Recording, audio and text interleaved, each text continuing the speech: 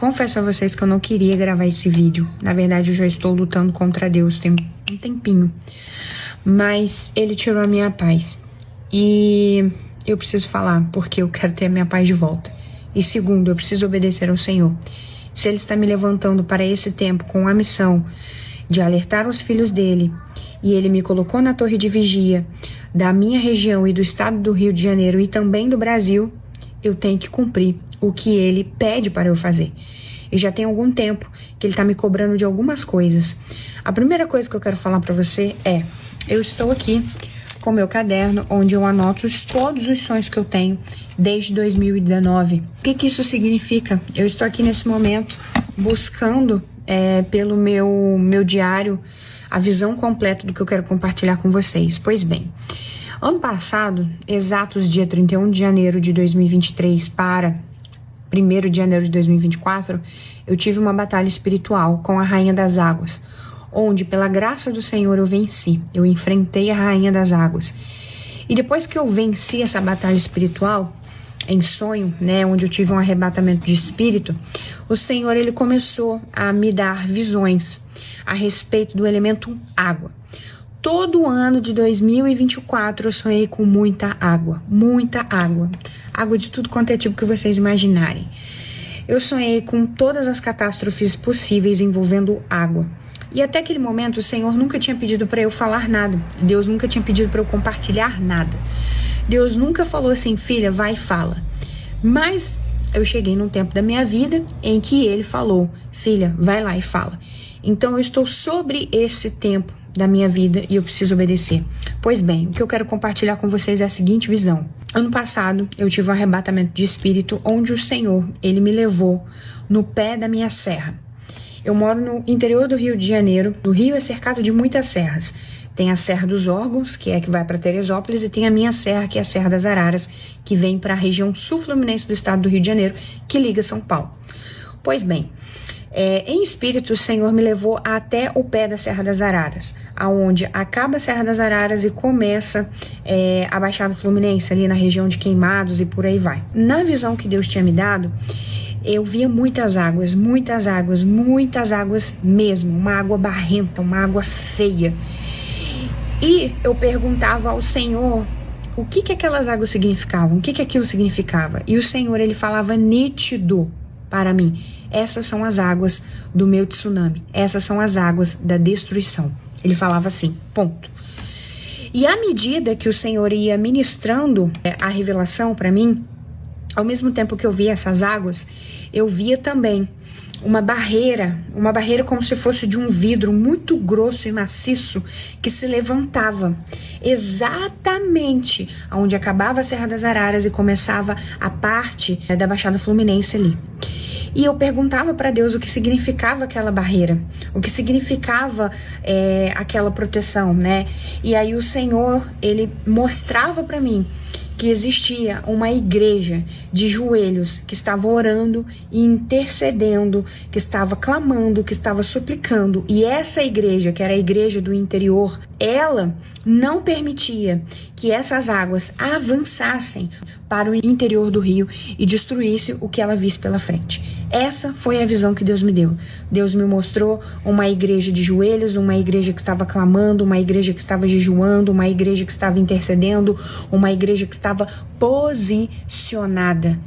E essa igreja do interior do Rio de Janeiro, ela levantava uma proteção e impedia que as águas da destruição subissem a serra.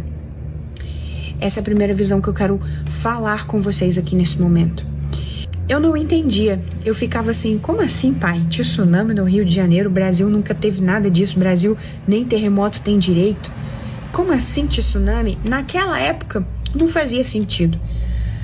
Mas, como vocês têm me acompanhado aqui nas redes sociais, Deus começou a me levantar, Deus começou também a descortinar os mistérios que Ele estava me falando há muito tempo atrás e trazer discernimento para esse tempo que nós estamos vivendo. Eu falo isso para te alarmar, eu falo isso para causar pânico em você? Não, primeiro, eu falo isso em obediência. Eu falo isso em amor ao Senhor, porque eu simplesmente disse sim ao meu chamado. Não é fácil compartilhar essas coisas aqui, porque elas sempre me colocam no estado de constrangimento, mas eu falo isso para você, para que a gente possa se posicionar e orar.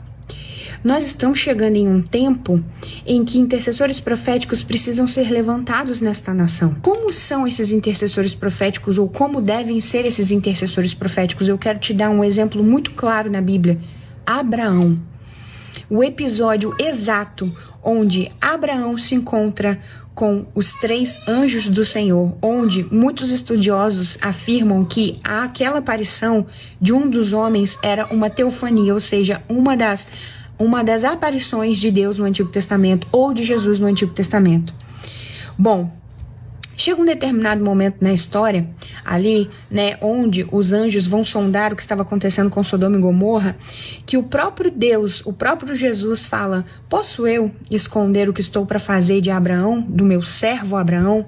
E ali o Senhor abre o coração para Abraão, conta o que estava acontecendo, e Abraão se coloca na posição de intercessor profético sobre os justos daquele lugar, sobre os justos de Sodoma e Gomorra. E ali nós temos um diálogo épico de toda a Bíblia, onde Abraão vai diante do Senhor e fala: e se houver 49 justos, o Senhor ainda destruiria aquela cidade? E Deus responde a Abraão que não. E ali a gente vê um diálogo sendo descortinado entre Deus e Abraão. Isso, meus amigos, isso é ser intercessor profético. Nós estamos em um tempo em que nós devemos nos posicionar diante do nosso Deus, diante de Jesus, com a ajuda do Espírito Santo, para executar esse papel de intercessor profético diante de todas as coisas que estão sendo reveladas a nós nesse tempo. Não é tempo de julgamento, não é tempo de apontar o dedo, é tempo de posicionamento estratégico espiritual.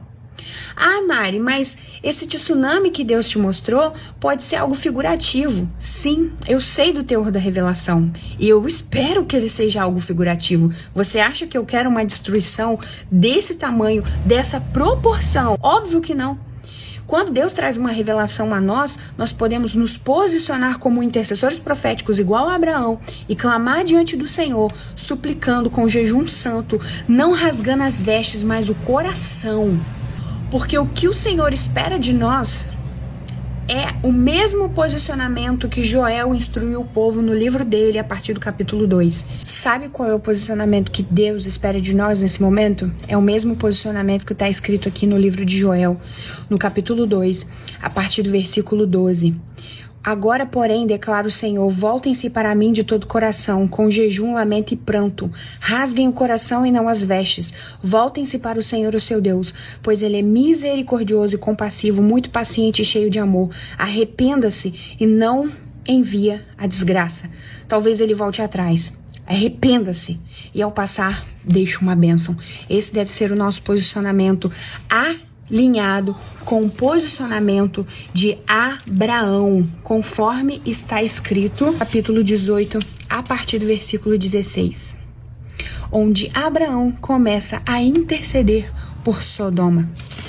Esse é o nosso posicionamento, não é o de apontar o dedo, mas é esse posicionamento que Deus espera de nós nesse momento, pois eu estou me colocando na brecha, subindo na torre de vigia, para poder ficar espiando e vendo o que o Senhor me usa para passar a vocês. É tempo de arrependimento. Esse deve ser o nosso posicionamento. A gente não deve julgar o coleguinha. A gente não deve julgar o que o outro está fazendo ou deixando de fazer.